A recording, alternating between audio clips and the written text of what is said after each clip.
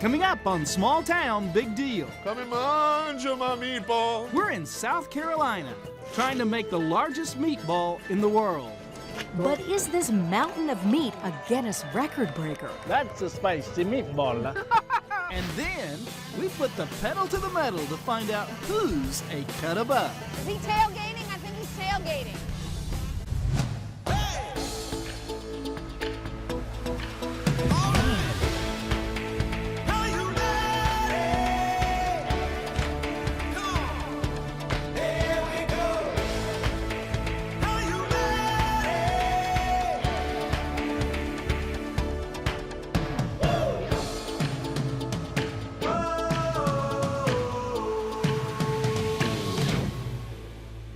Welcome to Small Town Big Deal. I'm Rodney Miller. And I'm Jann Carl. And we are on Hilton Head Island, South Carolina, and they're cooking up something really big. Yeah. Now, despite its significance, they have not rolled out the red carpet, but they have rolled up a lot of red meat. Yeah, and that makes this a whole new ball game. Here on Hilton Head, the Italian-American Club is throwing its annual Heritage Festival, a celebration of all things Italian. Cheese pizza on a Frisbee. And this year they're calling it Meatball Madness. That's the reason for the tonnage of red meat. The club wants to turn it into the largest meatball ever made and put itself into the famous Guinness Book of Records. Who came up with the idea of go for the largest meatball record? Okay, they came up at a board meeting, and we said, you know what? Let's give it a shot. We could do this, not knowing what we were getting ourselves into. Right. And what were they getting into? Well, to set a record, their meatball must weigh more than 1,110 pounds. Ohio's Columbus Italian Club set that mark in 2011. And then we needed a chef. Come and mangia my meatball. Enter Joseph Sullivan, owner of the local Italian restaurant Mulberry Street, Trattoria. How did you get roped into this whole Well, thing? you know, that's what happens when you drink wine and hang out with Italian guys. Happy Meatball Day. And I said, hey, chef, what do you think of the largest meatball in the world? He goes, I don't know, a couple 100 pounds? I can do that. I said, how about 2,000? I thought they were kidding when they said it first. Yeah. But this is no joke. They want a record that won't be broken, a one-ton meatball. And mamma mia, that's a lot of meatball. Yeah, but slightly bigger than the batch Mama made on Sunday nights. 1,900 pounds of beef and pork, 700 eggs, 40 pounds of oregano, 56 pounds of salt, 56 pounds of pepper, 150 pounds of garlic. I think we're gonna need a few gallons of Listerine. Everybody kicked in. The community really embraced the whole thing. Yes, mastering this mountain of meat definitely takes a village. In this case, the village is Hilton Head, a resort island on South Carolina's Atlantic coast, 100 miles south of Charleston. Not necessarily a place that screams meatballs. Now this doesn't tilt, so we obviously got to pull it all out by hand, like a shovel. You got a shovel in your car? Hey, we're all Italian. Doesn't anybody have a shovel in their car? This is just the first batch to be mixed. And then each mixed batch is divided into 50-pound tubs. We're coming to get you, Ohio. Precise measurements are taken for submission to Guinness. So you want to be a meatball, eh? Come on out, meat. Meet your maker. It may be the last week of the process, but this project has been over 1 year in the making. There's got to be about 2,000 pounds in here right now. But to qualify for a Guinness record, it's more than a matter of weight. The meatball must be fully cooked, it must be edible, and the meatball must keep its shape. So this unique cooking pod was built. Standing tall, it is almost 8 feet. For perspective, the Mercury capsule that first took Americans into space was just 2 feet taller. Imagine stuffing that with meat. Just try and lift it up, see what happens. If it breaks, it breaks. We got no choice but to try. So right in the middle of packing the meatball, the stand breaks. Yep, we got it. It fell over. Fell over? Yeah, it did. Oh my It God. almost crushed my son. All of a sudden, this thing went, boom. Ready? 1, 2, 3. There it is. Come on, baby. Come on. It's gonna stand. There we go. Now we're headed in the right direction. Hey, hey! Let's just load the rest of the meat in there. If you really want some room, let me get up there. I'll push that thing down and we can fill another half. Finally, it's ready for the oven at, get this, a pre-cooked weight of 2,587 pounds. That weight tests even the strength of the forklift carrying it into the cooker. For Joseph and Johnny, the dream looms closer. Go big or go home. Cooking the world's largest meatball Meatball madness. meant building this very special oven. There you go. My baby Meatball. He's all grown up. Special thermometers to gauge the cooking process inside the meatball are hooked up. The oven door is shut. The oven heats up, but to cook a ton of meat will take a ton of time, 5 days to be exact, and it's never left alone. Since we started cooking on Monday night, we've been here 24 hours. Somebody had to monitor the meat. 72.9. The middle is 147.5. I've spent 2 nights here sleeping, talking to the meatball. What did you say to the meatball? I just whispered in her ear, Yeah. you know. Come festival morning, it is finally Judgment Day. And we'd just like to welcome everyone today to our Meatball Madness. All that work, all that meat. The official judge is here, sent by Guinness, and he's ready to do some weighing. There's always doubt until the very last moment when you can say it's officially a record, right? Because you never know what can happen. Don't worry, baby, it's cool. Don't get scared. Does the meatball stay in one piece? Easy, easy, baby, easy. Will it set a new record? How does it taste? When we return, the official weigh-in, and we take a bite. And just how many times can Rodney say, That's a spicy meatball.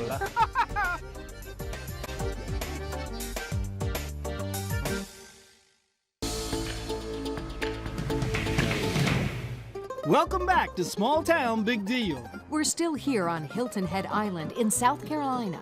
where it's almost time to unveil what just could be the world's largest meatball. Or maybe we just found a UFO in the middle of Area 51. I thought the thing might just take off and join the mothership. The meatball has landed.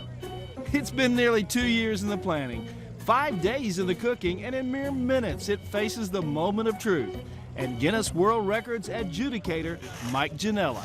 In terms of records that we go and adjudicate in person, it's only about 75% that are successful. So there is about every 1 in 4 records that don't make it. So 25% of the time they run you out of town?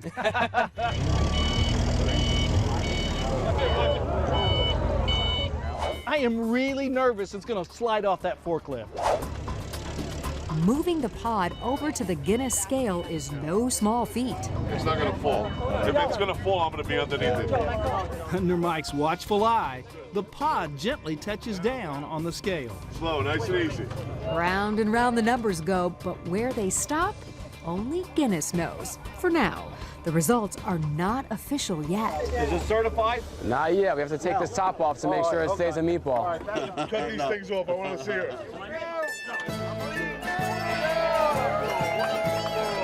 Smells really good. I'm hoping it tastes better than it looks.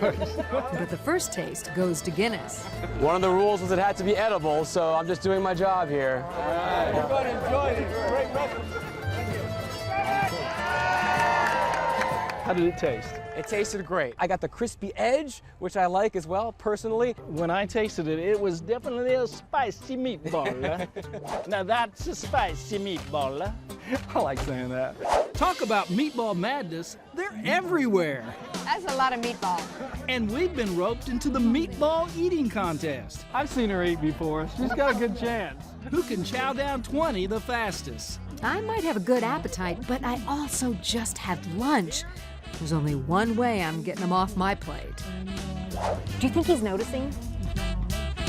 Go! Well, I certainly am now. What are you doing?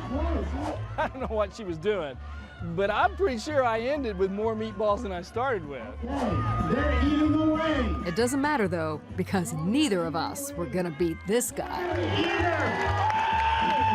I ate a half a dozen and I still have 18 left. Something's not right here. Well, we want a trophy too.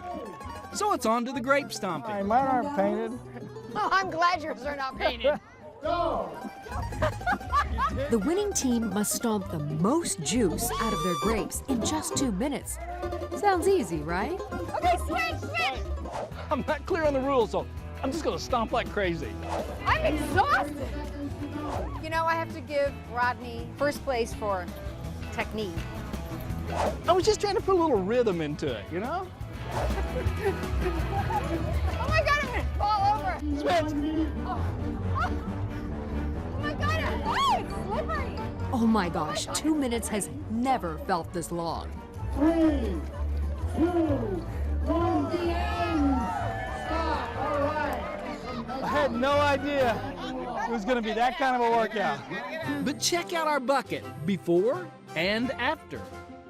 It's time to weigh the juice, and I will not let them miss a drop. Team number 3, Jann and Rodney. Well, it's third place, but it's a medal. You think I can sleep in this? But there's another prize, a big one at stake here, and the anticipation has been building. Will their meatball put the Italian-American club of Hilton Head into the Guinness Book of Records? Chef Joe is wrapped in the Italian flag. Club president John awaits the official word.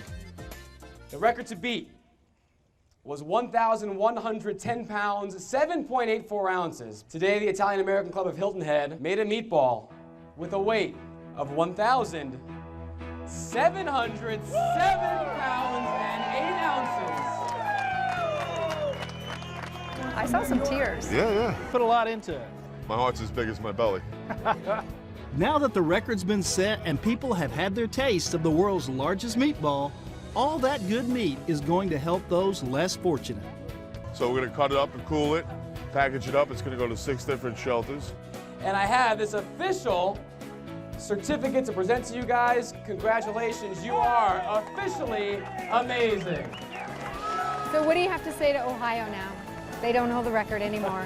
Give it another shot. Come and get us. We're here. When we come back, one good turn deserves another on this bad boy. Now you're a show off. I wasn't showing off. I was mowing with an attitude.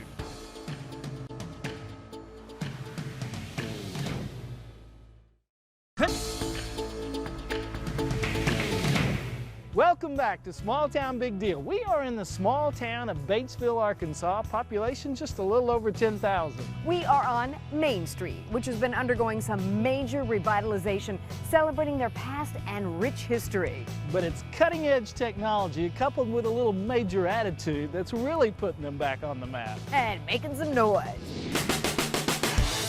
This is a story about being a cut above and building a brand while rebuilding an American small town at the same time. About 80 miles north of Little Rock is Batesville. Its main claim to fame over the years is that it's the oldest city in Arkansas. But for the past 15 years, Batesville has been on the map for another reason.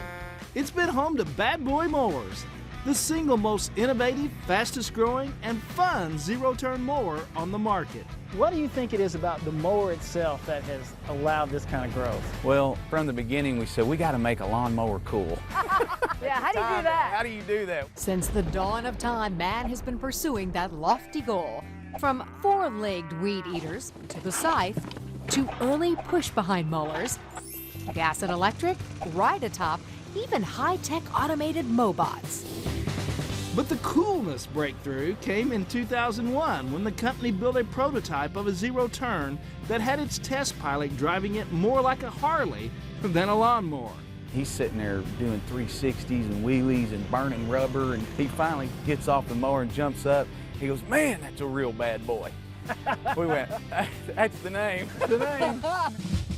Now, Bad Boy's slogan is mow with an attitude. And being that we were at the company's annual dealer meeting and there was an obstacle course for everyone to try out the latest models, it was time for Jann to saddle up for her very first time. The Outlaw? Yeah.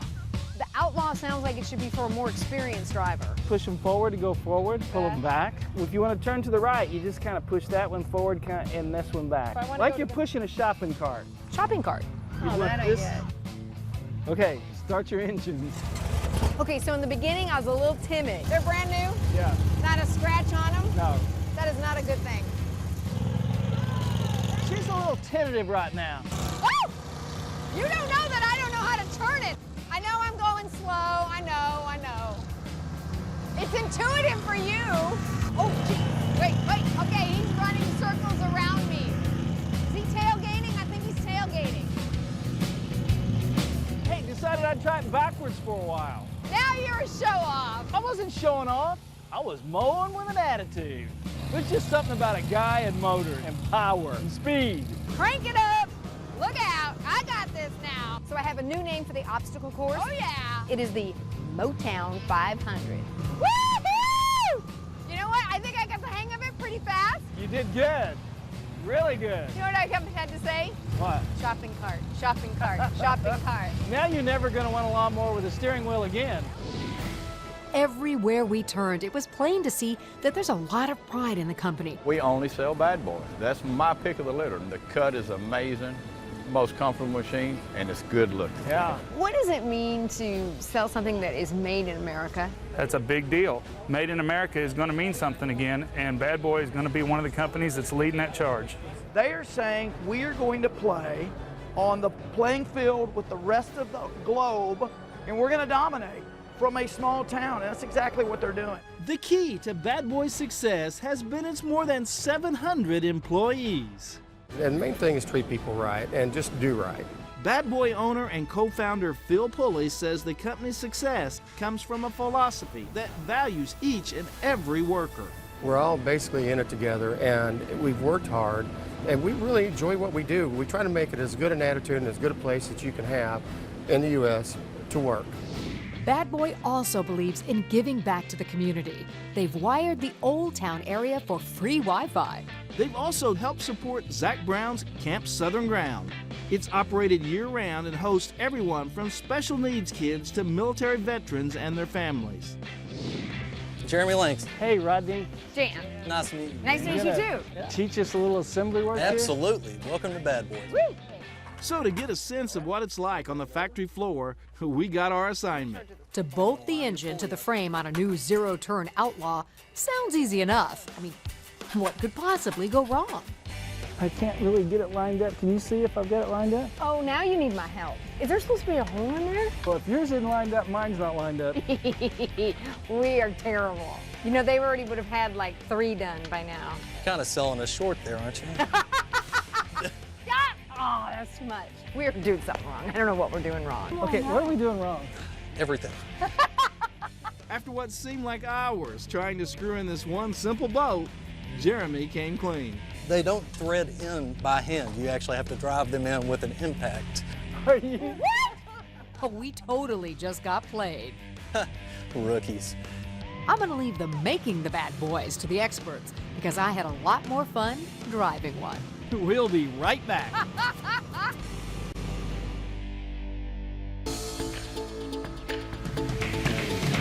We hope you've enjoyed this episode of Small Town Big Deal, and I think those guys on the assembly line sure got us pretty bad. I think that's why they're called Bad Boy. Yeah, you know, the funnest part of this whole trip was that obstacle course. Oh, that's because you did the whole thing backwards, Mr. Show-Off. Will you ever forget the world's largest meatball? How can you forget 1,700 pounds of meatball? You can't. All right, what should be next? World's largest? Spaghetti. Cannoli. Hot dog. Yeah. That's not Italian. That's my favorite thing. Not Italian. Join us again next week when once again we celebrate the great stories from across America. If you want to turn, I don't want to turn. I go that way. Yeah. You were laughing at me. If you Don't want to laugh. turn that way. Your teacher's not supposed to laugh at you. If you You're want to turn, still laughing. If you want to turn that way. You're still laughing. Did you ever get in trouble for talking in class? All the time. I'm sure. We were not doing anything wrong. They were being all very bad. They were bad boys. They were bad boys through and through. Only the baddest.